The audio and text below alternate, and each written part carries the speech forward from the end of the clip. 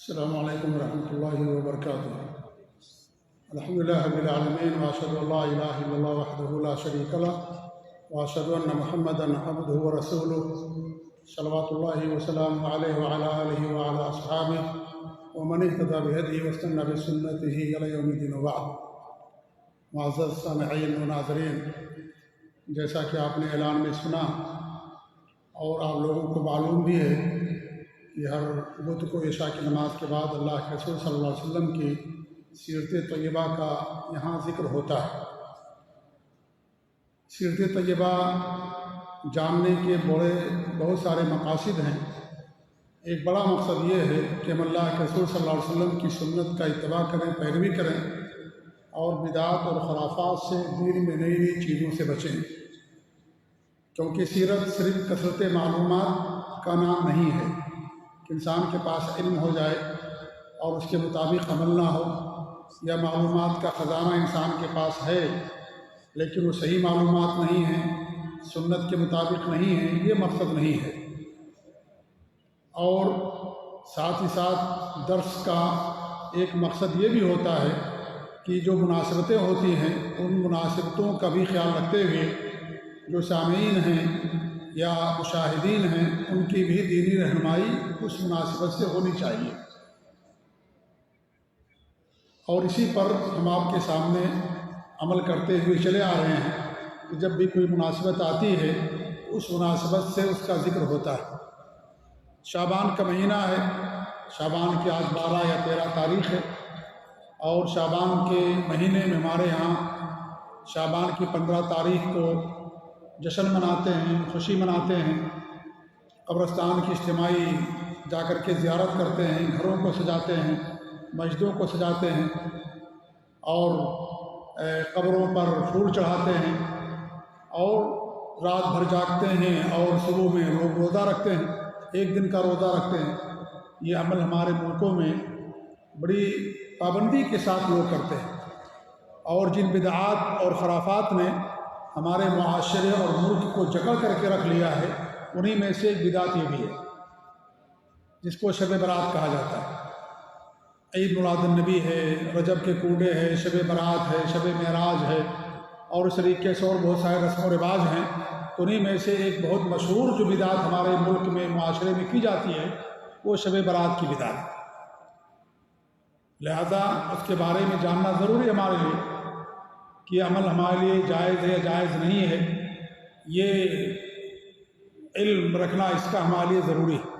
شعبان کا مہینہ ہے، شعبان کے مہینے ہمارے نبی صلی اللہ علیہ وسلم کا جو معمول تھا وہ یہ تھا کہ آپ اس مہینے کے اندر کثرت سے روزہ رکھتے تھے، کثرت سے، یعنی زیادہ تر دنوں میں آپ روزے کی حالت میں ہوا کرتے تھے شعبان کے مہینے میں، جیسا کہ حضرت عائشہ کی حدیث رضی اللہ تعالیٰ عنہ صحیح بخاری کی روایت ہے، وہ فرماتی ہیں کہ آپ صلی اللہ علیہ وسلم نے رمضان کے سوا کسی مہینے میں پورا روزہ نہیں رکھا، کیونکہ رمضان کا روزہ فرض ہے، ہر بندے پر ضروری ہے رکھنا، جو عاقل ہے، بالغ ہے، مقیم ہے، اس کے پاس کوئی عذر نہیں ہے اس کے لیے رکھنا ضروری ہے۔ تو آپ رمضان کا پورا روزہ رکھتے تھے اور شعبان میں آپ کثرت سے روزہ رکھتے تھے، زیادہ تر دنوں میں آپ روزے کی حالت میں ہوا کرتے تھے، اسے بخاری کی حدیث ہے۔ تو آپ کا معمول اور آپ کی سنت یہ ہے کہ شعبان کے مہینے میں انسان کثرت سے روزہ رکھے، لیکن ہمارے وہاں لوگوں نے کیا کر دیا، ایک دن کا روزہ بنا دیا، رات بھر جاگیں گے دن میں روزہ رکھیں گے۔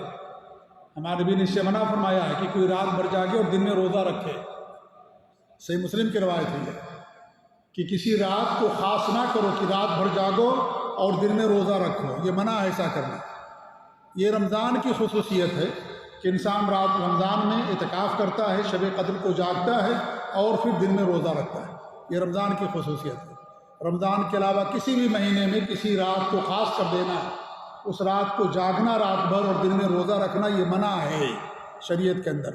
ایک تو یہ منع ہے، نمبر 2 ایک دن کا صرف روزہ رکھا جاتا ہے ہمارے ملک کے اندر، شعبان کی 15ویں تاریخ کو یا 16 تاریخ کو ایک دن کا روزہ، بس 15 تاریخ کا، جبکہ ہمارے نبی کا معمول کیا تھا کہ آپ اس مہینے کے اندر کثرت سے روزہ رکھا کرتے تھے۔ جب انسان سنت چھوڑتا ہے تو سنت اٹھا لی جاتی ہے اور بدعت پر لوگ عمل کرنا شروع کر دیتے ہیں۔ عبداللہ بن مسعود فرماتے ہیں جس معاشرے میں جس جگہ کوئی بدعت آتی ہے تو اس بدعت کی وجہ سے اس جگہ کی جو سنت ہوتی ہے اس کو اٹھا لیا جاتا ہے۔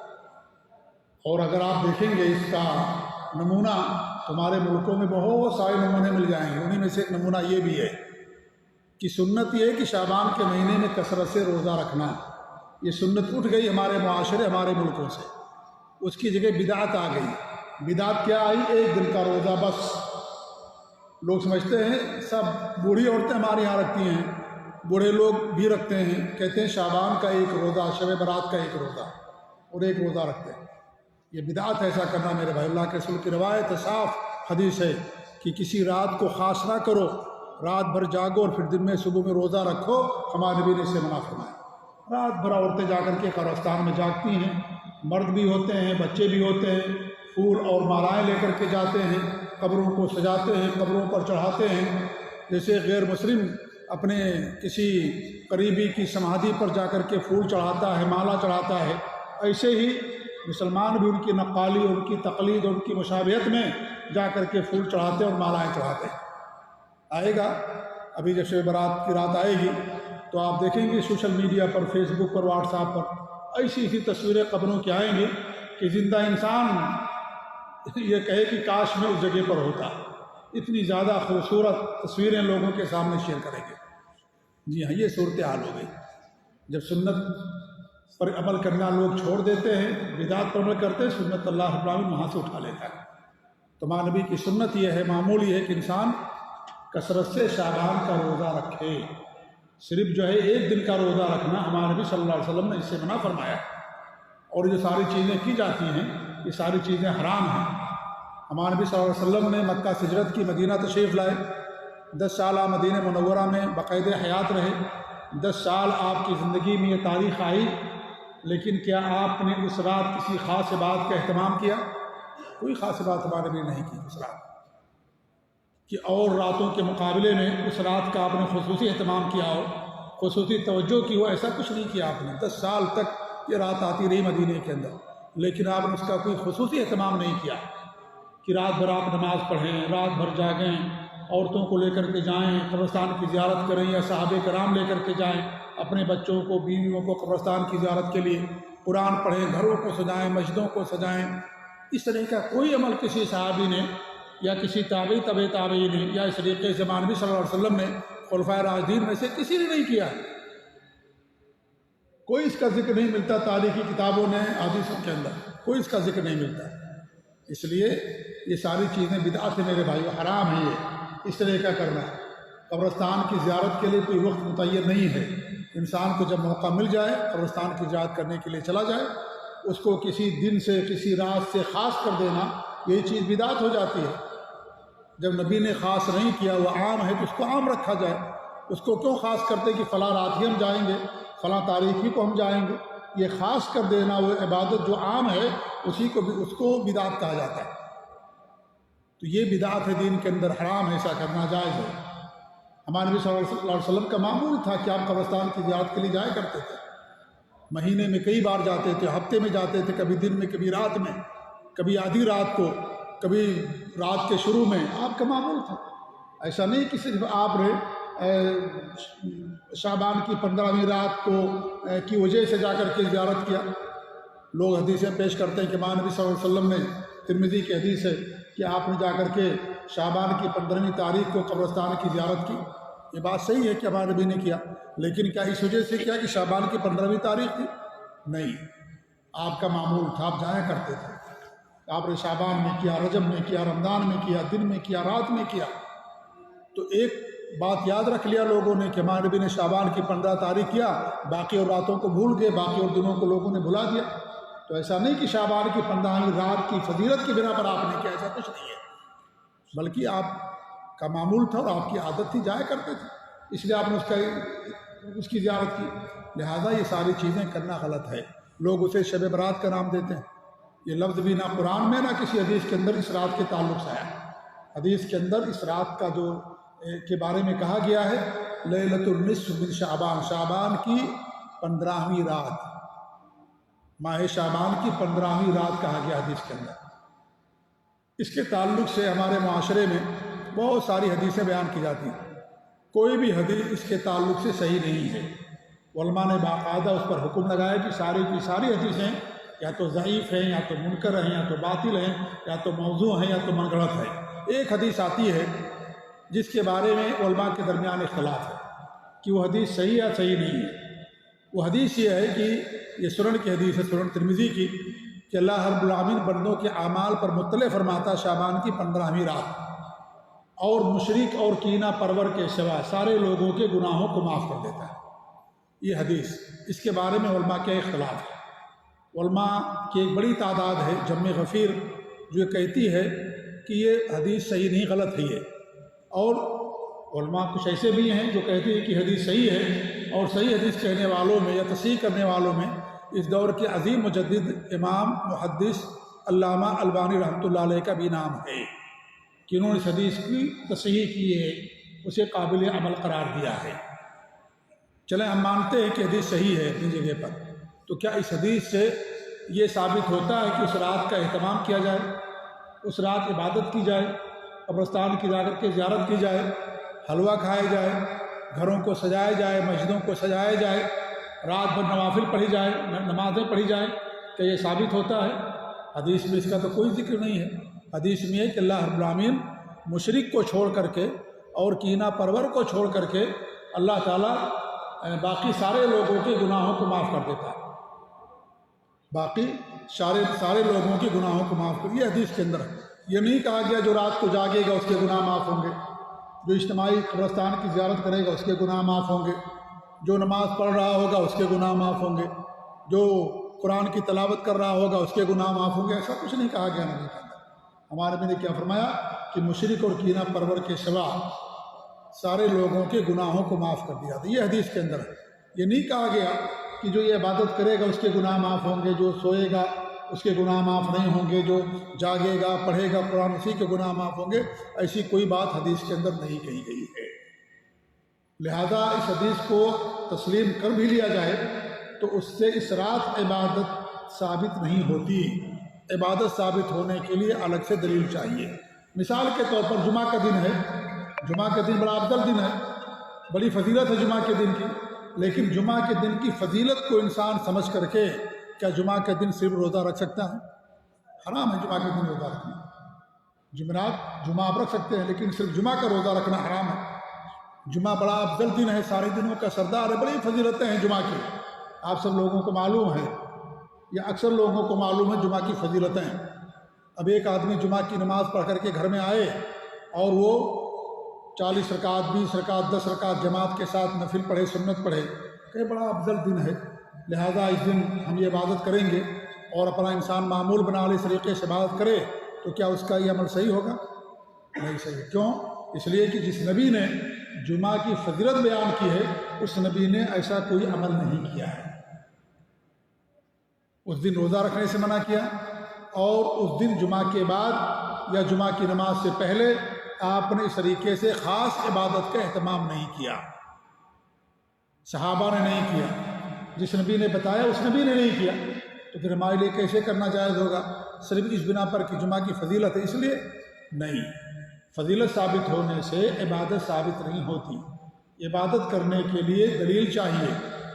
عبادت کے اندر اصل منع ہے، وہی عبادت جائز ہوگی جس کا دلیل ہوگی کتاب و سنت سے، ہمارے نبی کے عمل سے، وہی عمل کرنا جائز ہوگا۔ جس کے بارے میں خاموشی ہے وہ عمل کرنا جائز نہیں ہوگا، وہ بدعات کہلائیں گی۔ آپ ختنہ کریں بچے کا، جا کر کے نماز پڑھیں، کیا جائز ہوگا؟ ہمارے نبی نے اپنا ختنہ کیا، حسن و حسین کے ختنے کیے گئے، صحابہ کرام ختنے کرتے تھے اپنے بچوں کے، کیا وہ نماز پڑھتے تھے؟ نہیں پڑھتے تھے۔ آپ کے نماز پڑھنا ہے، کون سی غلط چیز ہے؟ نماز پڑھنا تو عبادت کا کام ہے۔ غلط ہے یہ اگر آپ کسی وقت سے، کسی چیز سے، کسی دن سے اس کو خاص کر دیں گے، غلط ہو جائے گا، یہ جائز نہیں ہوگا۔ کیا آپ کہیں کہ بھئی کیا حرج ہے، ختنے کا دن ہے، یا عقیقہ انسان اپنا کرتا ہے، یا بچے کا عقیقہ کرتا ہے اور عقیقے میں نماز نہیں ہوتی، قربانی میں انسان 2 رکعت نماز پڑھتا ہے کہ نہیں؟ اب انسان کیا کرے، عقیقہ کرتا ہے، کہتا ہے قربانی بھی جانور ذبح کیا جاتا ہے، یہاں بھی جانور ذبح کرتے ہیں، لائیے ہم 2 رکعت نماز پڑھتے ہیں، کیا اس کا عمل درست ہوگا؟ نہیں درست ہوگا۔ ہمارے نبی نے عقیقہ کیا، اپنا خود عقیقہ کیا ہمارے نبی صلی اللہ علیہ وسلم نے، نبوت کے بعد ہمارے نبی نے اپنا عقیقہ کیا، حدیث کے اندر آتا ہے۔ آپ نے کوئی نماز نہیں پڑھی اس دن۔ حسن و حسین کا عقیقہ کیا، صحابہ کرام عقیقہ کرتے تھے اپنے بچوں کا، بچیوں کا، کیا انہوں نے وہ نمازوں کا انہوں نے اہتمام کیا؟ نہیں نماز پڑھتے تھے۔ تو آپ کے قربانی میں بھی نماز ہوتی ہے، یہاں بھی قربانی ہے، یہاں بھی جانور ذبح کرنا، یہاں بھی ہم نماز پڑھیں گے، اسی کو بدعت کہا جاتا ہے، حرام ایسا کرنا۔ بدعت یہ زناکاری کا نام نہیں ہے، یہ بدعت یہ سود کھانے رشوت کھانے کا نام نہیں ہے، یہ بدعت کہتے ہیں دین کے اندر نئی چیز کرنے کا، اسی کو بدعت کہا جاتا ہے۔ یہ سب اللہ کی معصیتیں ہیں، نافرمانیاں ہیں، یہ بھی معصیت نافرمانی ہے، لیکن اسی کو بدعت کہا جاتا ہے دین کے نام پر، کہ اس کی کوئی اصل ہو، اس میں آپ کسی چیز کا اضافہ کر دیں۔ قرآن پڑھا جاتا ہے نا، قرآن پڑھنا ثواب کا کام ہے، ایک حرف پر 10 نیکیاں ملتی ہیں، لیکن اس قرآن کو آپ خاص کر دیں کسی کی وفات سے، جبکہ قرآن پڑھنا عام ہے، آپ اگر خاص کر دیں گے کسی کی وفات سے، جس کو ہمارے ہاں قرآن خوانی کہتے ہیں، بدعت ہو جائے گا۔ اور قرآن خوانی بدعت ہے۔ ہمارے نبی کی بیویوں کی وفات ہوئی، بیٹیوں کی وفات ہوئی، آپ کے 3 بیٹوں کی وفات ہوئی، کیا انہوں نے قرآن پڑھوایا اپنے بچوں اور بیویوں اور بیٹوں کی وفات پر؟ یا خلفائے راشدین نے ایسا کیا؟ نہیں کیا۔ کیا وہ قرآن نہیں پڑھتے تھے؟ قرآن پڑھتے تھے، لیکن کسی کی وفات سے منسلک کر کے اگر آپ قرآن پڑھیں گے وہ بدعت ہو جائے گا۔ آپ کسی کی وفات پر نماز پڑھیں، جنازہ تو پڑھا جاتا ہے نا، آپ ان کے لیے نماز پڑھیں، کیا جائز ہوگا؟ نماز پڑھنا تو قرآن پڑھنے زیادہ افضل ہے، نہیں جائز ہوگا کسی کے نام پر نماز پڑھنا۔ دین ہمارے مزاج کا نام نہیں ہے، دین ہماری عقل کا نام نہیں کہ ہماری عقل میں جو اچھا لگے ہم اس کو دین سمجھ لیں۔ دین قال اللہ وقال رسول، اللہ اور اس کے رسول نے جو فرمایا اس کا نام ہے دین۔ صحابہ نے جس طرح سمجھا اس طرح سمجھنے کا نام ہے دین۔ سلف صالحین نے جس طریقے سے سمجھا اس سمجھنے کا نام دین ہے۔ دین اپنے مزاج اور اپنی آرا اور اپنی تفسیر اور اپنی فقہ اور سوجھ بوجھ کا نام نہیں ہے دین۔ اگر ہماری سوجھ بوجھ صحابہ کی سوجھ بوجھ کے خلاف ہے، سلف صالح کے خلاف ہے، وہ دین نہیں ہے وہ۔ تو یہ دین ہے میرے بھائیوں، قال اللہ وقال رسول، اللہ اور اس کے رسول نے جو فرمایا، صحابہ نے جس طریقے سے کیا اس کے کرنے کا نام دین۔ لہذا مان ہی لیں کہ اس رات کی فضیلت ہے، وہ حدیث صحیح ہے، لیکن کیا اس حدیث کے صحیح ہونے سے عبادت ثابت ہوتی؟ نہیں، عبادت نہیں ثابت ہوتی۔ جیسا کہ میں نے مثالوں سے آپ لوگوں کے سامنے بات کو واضح کیا، جس نبی نے اس رات کی فضیلت بیان کی، اس نبی نے اس رات کا اہتمام نہیں کیا۔ صحابہ نے نہیں کیا کہ رات بھر جاگتے رہے ہیں، وہ نہیں کیا صحابہ کرام نے، ان کو بھی حدیث معلوم تھی۔ ہمارے نبی نے حدیث بیان کی لیکن خود انہوں نے اس رات کا اہتمام نہیں کیا۔ اس سے معلوم ہوتا ہے کہ فضیلت ثابت ہونا ایک الگ چیز ہے، اور اس رات عبادت کرنا اس کے لیے الگ سے دلیل چاہیے۔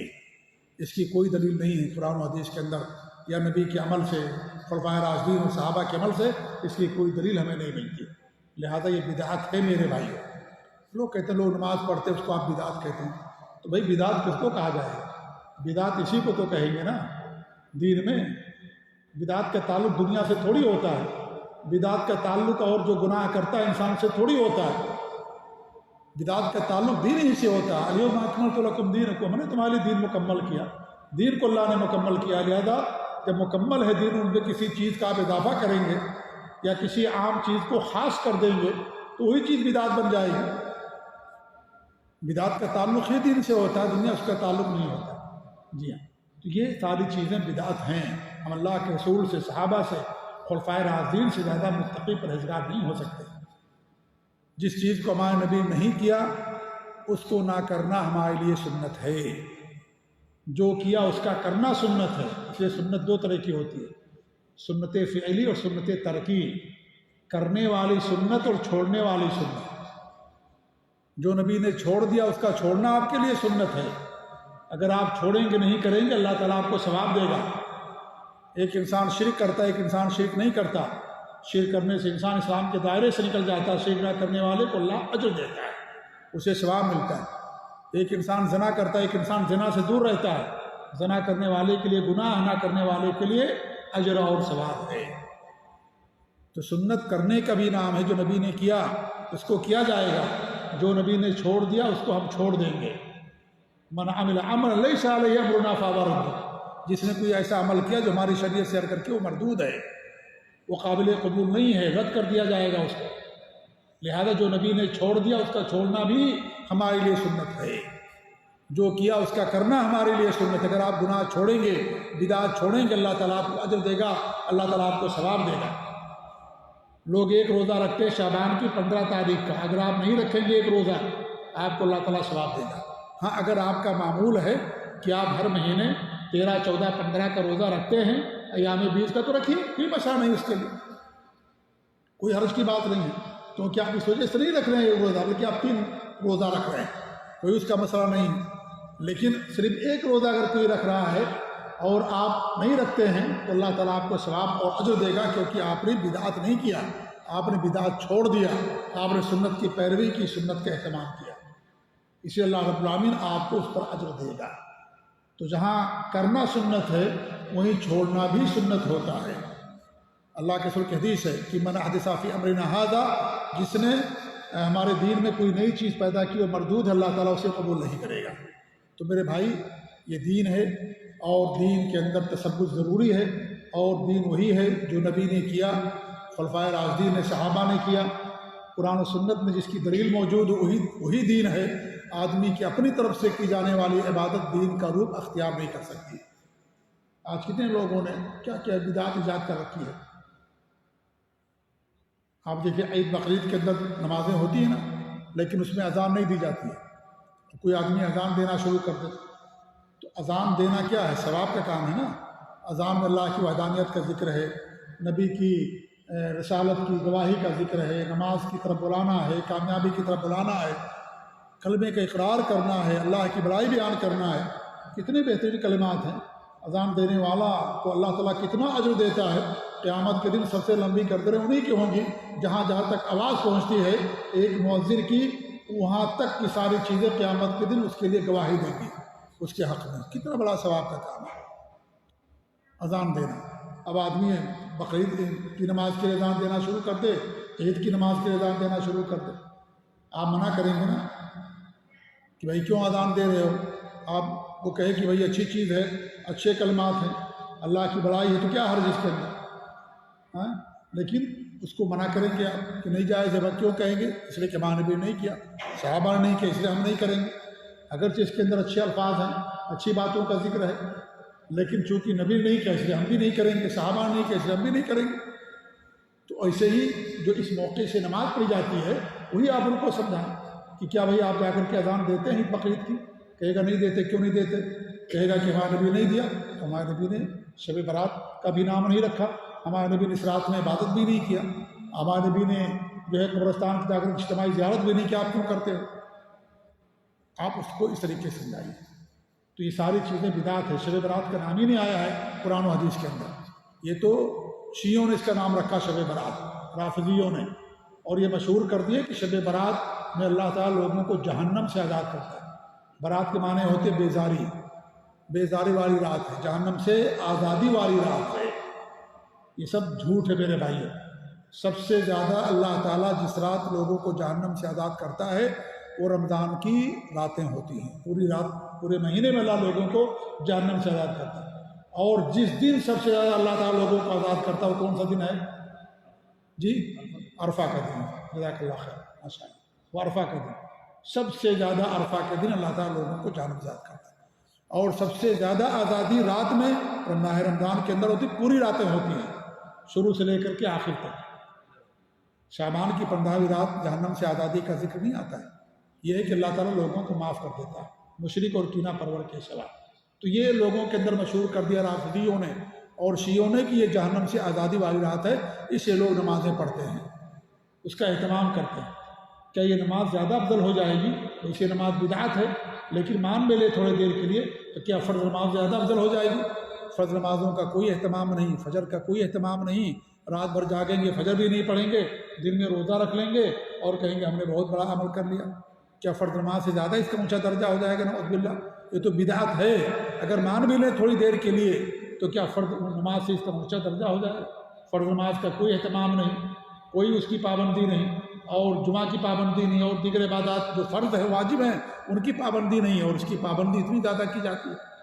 رمضان کا مہینہ آتا گزر جاتا ہے، لوگوں کو پتہ بھی نہیں چلتا کہ شب قدر ہے، مسجد سنسان، ویران، خالی، لیکن شب برات پورا قبرستان بھرا نظر آئے گا، لگتا ہے پورا شہر قبرستان میں پہنچ گیا، رات بھر وہاں قمقمے، رات بھر چراغ جلائیں گے اور شمع جلائیں گے، اور رات بھر جاگیں گے، کھائیں گے، پیئیں گے، موج مستی کریں گے، اور دن میں آ کر کے روزہ رکھیں گے، اور دن بھر سوئے رہیں گے، نہ ظہر نہ عصر نہ کچھ نہیں۔ یعنی یہ سوچیے ذرا امت کہاں چلے گی، کتنی خرافات کے اندر امت گرفتار ہو گئی۔ جو فرض ہیں، واجب ہیں، ان چیزوں کو چھوڑ کر کے انسان بدعات کے طرح اہتمام کرتا ہے، نعوذ باللہ من ذالک۔ ابلیس نے ایسا سبق پڑھا دیا لوگوں کو کہ وہ سمجھتے ہیں کہ اسی کے کرنے میں انسان کے لیے اجر اور ثواب، نعوذ باللہ من ذالک۔ تو یہ لفظ بھی نہ رافضیوں کی طرف سے ہی ہے۔ وہ اس لیے کہتے ہیں شب برات کیونکہ وہ لوگ اس قرآن کو نہیں مانتے۔ قرآن سے بیزاری والی رات ہے اصل یہ قرآن جو ہمارے پاس ہے اس کو نہیں مانتے لوگ۔ ان کے یہاں الگ قرآن ہے جو مصحف فاطمہ کے نام سے معروف ہے، اور ان کا 12واں امام کسی غار کے اندر لے کر کے چھپ گیا ہے، اور اس سے وہ قرآن کو لے کر کے آنے کی درخواست کرتے ہیں، اس لیے اس کو شب برات کہتے ہیں۔ ان کے عقیدے کے مطابق ان کا 12واں امام حسن عسکری یہ شعبان کی 14ویں تاریخ کو اس کی ولادت ہوئی، اس لیے شعبان کی 14 تاریخ کو جشن مناتے ہیں، خوشی مناتے ہیں۔ اور شعبان کی 15 تاریخ چونکہ اسی کے پاس قرآن موجود ہے غار کے اندر، اس لیے شعبان کی 15 تاریخ کو شب برات مناتے ہیں۔ یہ کہہ کر کے اس قرآن سے ہم بیزاری کا اعلان کرتے، اس قرآن کو ہم نہیں مانتے۔ آپ کے پاس جو قرآن اسے لے کر کے آؤ، یہ اصل وجہ ہے شب برات کہنے کی۔ اس لیے قرآن و حدیث میں لفظ نہیں کہیں آیا ہوا ہے، شعبان کی 15 تاریخ ہے حدیث کے اندر۔ تو یہ اصل حقیقت ہے شب برات کی، جو لوگوں سے اوجھل رکھا گیا۔ اگر یہ بتا دیں گے تو کوئی منائے گا اس کو؟ قرآن سے بیزاری والی رات کوئی نہیں منائے گا، لیکن جہنم سے آزادی والی رات بہت پیارا نام ہے۔ لوگ جذبات اور نعرے کے پیچھے بھاگتے ہیں، بہت پیارا نعرہ ہے یہ۔ نعرہ بہت اچھا رکھ لو اور عمل کچھ بھی نہ ہو، اس نعرے سے کوئی فائدہ نہیں ہے۔ نعرہ نہیں دیکھا جاتا، اللہ تعالیٰ دل دیکھتا ہے، اور اللہ تعالیٰ اعمال کو دیکھتا ہے۔ جی، اللہ تعالیٰ ان کو دیکھتا ہے۔ نعرہ بہت اچھا، شب برات، جہنم سے بیداری والی رات۔ ہر انسان جہنم سے بیداری چاہتا ہے۔ اگر یہ کہہ دیں قرآن سے بیداری، کوئی ان کے پیچھے نہیں آئے گا۔ اس لیے اچھے اچھے الفاظ اور اچھے اچھے دعووں کے ساتھ اس طرح کی چیزیں معاشرے کے اندر مشہور کی جاتی تاکہ لوگ اس کے اوپر عمل شروع کریں اور لوگ اس کو اپنا لیں۔ تو میرے بھائیو، سراسر بدعت ہے، حرام اور ناجائز ہے، یہ معصیت ہے، نافرمانی ہے، اور ہر گمراہی بدعت گمراہی ہوتی ہے، اور ہر گمراہی انسان کو جہنم کے اندر لے جانے والی ہے۔ اس رات کا پیغام یہ ہے ہمارے لیے کہ انسان شرک نہ کرے، اور یہ صرف رات کا پیغام نہیں ہے، یہ اللہ تعالیٰ کا پیغام ہے، تمام نبیوں کا پیغام ہے، تمام ہر دین کا پیغام یہی ہے کہ انسان اپنے آپ کو شرک سے محفوظ رکھے، کیونکہ اگر شرک ہوگا اس کی مغفرت نہیں ہوگی۔ اللہ تعالیٰ کبھی اسے جنت میں داخل نہیں کرے گا جو انسان شرک کرتے ہوئے مر گیا۔ اللہ کے رسول صلی اللہ علیہ وسلم کی حدیث ہے، حدیث قدسی کہ اللہ تعالیٰ فرماتا ہے کہ اگر بندہ میرے پاس آئے اور پوری زمین و آسمان بھر گناہ لے کر کے آئے، لیکن اگر اس نے شرک نہیں کیا ہے تو میں اس کی مغفرت کر دوں گا، لیکن اگر انسان شرک کر کے آتا ہے تو کبھی اس کی میں مغفرت نہیں کروں گا۔ تو شرک کرنے والے کے لیے مغفرت نہیں ہے۔ اسی حدیث کے اندر، جس حدیث کو بنیاد بنا کر کے لوگ راتوں کو جاگتے ہیں، عبادت کرتے ہیں، اسی حدیث میں نبی نے فرمایا کہ مشرک کی بات نہیں، کہ مغفرت نہیں ہوگی، اور جو اس رات کو مناتا ہے، اس رات جاگتا ہے، سب سے زیادہ شرک وہی کرتا ہے۔ اور اس حدیث کا جو پیغام ہے، اس پیغام کو بھول گیا کہ شرک نہیں کرنا، لیکن وہی شرک کرتا ہے۔ قبر بھی جا کے شرک کرے گا، دل میں بھی شرک کرے گا، ہمیشہ شرک کرتا ہے وہ۔ اس حدیث کا جو پیغام اس کو بھلا دیا، نبی کا پیغام، اللہ کا پیغام، قرآن و حدیث کا پیغام کہ انسان توحید خالص پر قائم رہے، شرک نہ کرے۔ اگر شرک کرے گا تو اس کی انسان کی مغفرت نہیں ہوگی۔ وہی انسان جا کر کے قبروں پر شرک کرتا ہے، طواف کرتا ہے، قبروں پر جا کر کے نذر و نیاز پیش کرتا ہے، اور وہاں چادر چڑھاتا ہے، مرغے چڑھاتا ہے، جا کر کے طواف کرتا ہے، سجدے کرتا ہے غیر اللہ کا، غیر اللہ کے نام پر نذر و نیاز پیش کرتا ہے، غیر اللہ کی قسمیں کھاتا ہے، نہ جانے کیا کیا شرک کرتا ہے۔ وہی جو اس حدیث کو بنیاد بنا کر کے بدعات اور خرافات کرتا ہے، وہ اس حدیث کے پیغام کو چھوڑ کر کے تھوک کے حساب سے شرک کا ارتکاب کرتا ہے۔ تھوک کے حساب سے اس کی زندگی میں سنت نظر نہیں آئے گی، لیکن شرک اور بدعات زیادہ نظر آئے گا۔ افسوس کی بات ہے نظر آئے گا۔ تو حدیث یہ ہمیں کہتی ہے کہ انسان شرک نہ کرے۔ دوسری بات حدیث کہتی ہے کہ انسان کا دل صاف ہونا چاہیے، دل انسان کا صاف آئینہ کے مانند، دل میں کسی خلاف کینہ کپٹ نہ ہو، کسی بھی مسلمان بھائی کے خلاف کینہ کپٹ ہمارے اندر نہیں ہونا چاہیے۔ آج تو بھائی کے خلاف کینہ کپٹ ہوتا ہے، ماں باپ کے خلاف دلوں کے اندر بغض اور عداوت ہوتی ہے۔ آج یہ صورتحال ہے۔ آپ مسلمان بھائی کو چھوڑ دیجئے، آج یہ صورتحال ہوگی کہ ایک مسلمان اپنے بھائی سے، اپنی ماں سے، اپنے بہن سے، اور نعوذ باللہ اس طریقے سے جن کا بہت بڑا حق ہے شریعت میں، ایسے لوگوں سے دلوں کے اندر کینہ اور بغض اور عداوت رکھتا ہے۔ اللہ کے رسول کی یہ حدیث کہتی ہے کہ اپنے دلوں کو صاف رکھو۔ اللہ کے رسول صلی اللہ علیہ وسلم کی ایک حدیث اور آتی ہے، کیا فرماتے ہیں کہ ہر دن پیر اور جمعرات کو اللہ رب العالمین کے دربار میں اعمال پیش ہوتے ہیں تو سب لوگوں کے گناہوں کو معاف کر جاتا ہے سوائے اس شخص کے جو شرک کرنے والا ہے، اور سوائے ان لوگوں کے جن لوگوں کے درمیان میں ایک دوسرے خلاف عداوت اور حسد ہوتا ہے، بغض اور کینہ اور کپٹ ہوتا ہے۔ تو فرشتے کہتے ہیں انظروا ھذین حتی یصطلحا، ان دونوں کو چھوڑ دے جب تک صلح نہ کر لیں، جب تک ان کے گناہوں کو معاف نہ کریں۔ تو اگر دل میں حسد ہے، بغض اور عداوت ہے، تو یہ ہمارے گناہوں کی مغفرت کے لیے بہت بڑی رکاوٹ ہے۔ جب تک آپ ہم نہیں چھوڑیں گے اس کو، اس وقت تک ہمارے گناہوں کی مغفرت نہیں ہوگی۔ تو دل کو ہمیں صاف رکھنا ہے۔ اللہ کے رسول حدیث سے مومن کے لیے آئینہ کے مانند ہوتا ہے۔ آئینہ دیکھ کتنا صاف رہتا ہے، کتنا صاف و شفاف، صاف ستھرا آئینہ ہے۔ ایسے ہمارا دل بھی چمکنے والا ہونا چاہیے، کوئی کینہ کپٹ دل کے اندر نہ ہو انسان کے دل میں۔ اللہ رب العالمین دلوں کو بھی دیکھتا ہے اور عمل کو بھی دیکھتا ہے، دل کے بارے میں، کیونکہ اکثر اعمال جو عقیدے کے ہیں وہ سارے کے جو عبادات جو قلبیہ ہیں، جو اہم عبادات ہیں، وہ سب کے سب دلوں میں ہوتے ہیں۔ اللہ کا پر ایمان یہ دل کے اندر ہوتا ہے، زبان سے بیان کرنے والی چیز نہیں ہے یہ ایمان۔ توکل، اعتماد، بھروسہ، خوف، محبت، خشیت، یہ جو ہے اس لیے دل کے اعمال بہت زیادہ ہیں، اس لیے ان کو زیادہ اہمیت حاصل ہے۔ تو اللہ تعالیٰ دلوں کو دیکھتا ہے، دلوں میں نفاق نہ ہو، کفر نہ ہو، دلوں کے اندر حسد نہ ہو، کسی کے خلاف عداوت نہ ہو۔ یہ ایسی چیزیں دین کو کاٹ دینے والی چیزیں ہیں، یہ ہلاک کر دینے والی چیزیں ہیں۔ اگر انسان اپنے دل کے اندر حسد اور بغض اور عداوت رکھتا ہے تو یہ پیغام ہے اس رات کا، یہ پیغام ہے اللہ کا، یہ پیغام ہے نبیوں کا، یہ پیغام ہے حدیث کا، قرآن کا، تمام صحابہ کرام کا، تمام انبیاء کا، کہ لوگوں اپنے آپ کو شرک سے محفوظ رکھو، توحید خالص پر رہو۔ اگر شرک ہوگا تو اللہ رب العالمین تمہارے گناہوں کو معاف نہیں کرے گا۔ اللہ رب العالمین اپنے نبی کے بارے میں کہ وَلَقَدْ أُوحِيَ إِلَيْكَ وَإِلَى الَّذِينَ مِن قَبْلِكَ لَئِنْ أَشْرَكْتَ لَيَحْبَطَنَّ عَمَلُكَ وَلَتَكُونَنَّ مِنَ الْخَاسِرِينَ۔ آپ کی طرف وحی کی جاتی ہے، آپ سے پہلے جو نبی گزرے ان کی طرف بھی وحی کی گئی کہ اگر تم نے شرک کیا اللہ تعالیٰ تمہارے سارے اعمال کو برباد کر دے گا۔ اللہ نبیوں کا ذکر کیا، کہا وَلَوْ أَشْرَكُوا لَحَبِطَ عَنْهُم مَّا كَانُوا يَعْمَلُونَ، اگر یہ شرک کر لیں اللہ ان کے سارے اعمال کو برباد کر دے گا۔ اللہ کے رسول حدیث جو شرک کر کے وہ مر گیا اس کے لیے مغفرت نہیں ہوگی، اور جس حالت میں برات اس نے شرک نہیں کیا اللہ تعالیٰ اسے جنت میں داخل کرے گا، وہ ضرور جنت کے اندر جائے گا، چاہے اس کے کتنے ہی گناہ کیوں ہوں، بشرطے کہ اس نے شرک نہیں کیا ہے۔ اور اگر انسان شرک کیا ہے، آسمان اور زمین کے برابر اس کے پاس اعمال ہیں، روزہ ہے، نماز ہے، حج ہے، زکوٰۃ ہے، قربانی ہے، مساجد کی تعمیر ہے، مدرسوں کی تعمیر ہے، تہجد پڑھنا ہے، غریبوں کی مدد کرنا ہے، دنیا بھر کا اس کے پاس اعمال ہیں، لیکن ایک عمل نہیں ہے اس کے پاس توحید۔ ان اعمال کی ذرات سے بھی زیادہ اور گھوس سے بھی زیادہ اللہ تعالیٰ کی نظر میں اس کی حیثیت نہیں ہوگی، کوئی فائدہ اس کا نہیں ہوگا، سب کے سب بیکار، اللہ تعالیٰ اسے ذرات کی شکل بلا دے گا۔ یہ توحید کی عظمت ہے، یہ توحید کی اہمیت ہے، توحید کی حقیقت ہے، یہ توحید کی اصل ہے، یہی بنیاد ہے ہمارے اعمال کی قبولیت کا، جنت میں جانے کا۔ انسان شرک کرنے والا ہے کبھی جنت کے اندر نہیں جائے گا، دنیا کی ساری نیکیاں اگرچہ اس کے پاس کیوں نہ ہو۔ دنیا میں اس کی لوگ تعریف کر سکتے ہیں، لیکن آخرت میں اللہ کیا بندہ سب سے مبغوض ہے، سب سے مذموم بندہ ہے یہ، کیونکہ اس کی مغفرت نہیں ہوگی، اللہ کی رحمت سے دور بندہ ہوگا یہ جو اللہ تعالیٰ کے ساتھ شرک کرنے والا ہے۔ لہذا اس رات کا جو پیغام اس پر ہمیں دھیان دینا چاہیے، اس پیغام پر دھیان دینے کے بجائے انسان بدعت اور خرافات اور شرک میں ملوث رہتا ہے اور شرک کا ارتکاب کرتا ہے اور سمجھتا ہے کہ ہم نے تو بہت اچھا کام کیا، رات بھر جاگا، سب کچھ کیا، اور انسان سوچتا ہے کہ ہم نے بہت نیک عمل کیا۔ یہ ساری چیزیں میرے بھائیوں بدعات ہیں، خرافات ہیں، اور اس طریقے سے ان سے بچنا ہمارے لیے ضروری ہے۔ قرآن کی جو آیت کریمہ ہے اِنَّا أَنزَلْنَاهُ فِي لَيْلَةٍ مُبَارَكَةٍ کہ ہم نے اس کو بابرکت رات میں نازل کیا، ہمارے یہاں کے مولوی کہتے ہیں اس سے مراد کیا ہے، یہ شعبان کی 15ویں رات ہے، نعوذ باللہ من ذالک۔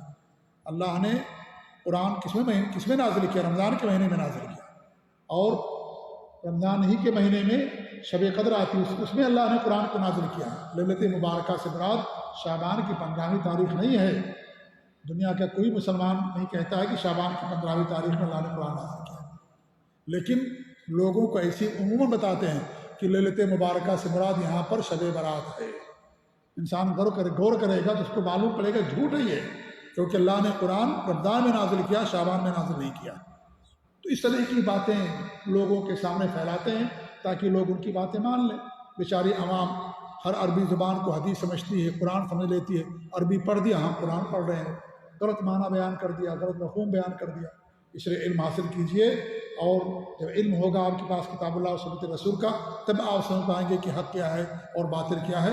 بہرحال آج کی مناسبت سے یہ چند باتیں میں نے آپ کے سامنے رکھی ہیں۔ اللہ تعالیٰ دعا کہ اللہ رب العالمین ہمیں شرک اور بدعات اور خرابات سے محفوظ رکھے، اللہ تعالیٰ ہمیں سنتوں پر قائم رکھے، توحید پر قائم رکھے، اور ہر طرح کی گناہوں سے، معصیت سے اللہ تعالیٰ ہم سب کو محفوظ رکھے، آمین۔ وصلی اللہ علیہ محمد وعلی آلہ وصحبہ اجمعین، وجزاکم اللہ خیر، السلام علیکم و رحمۃ اللہ وبرکاتہ۔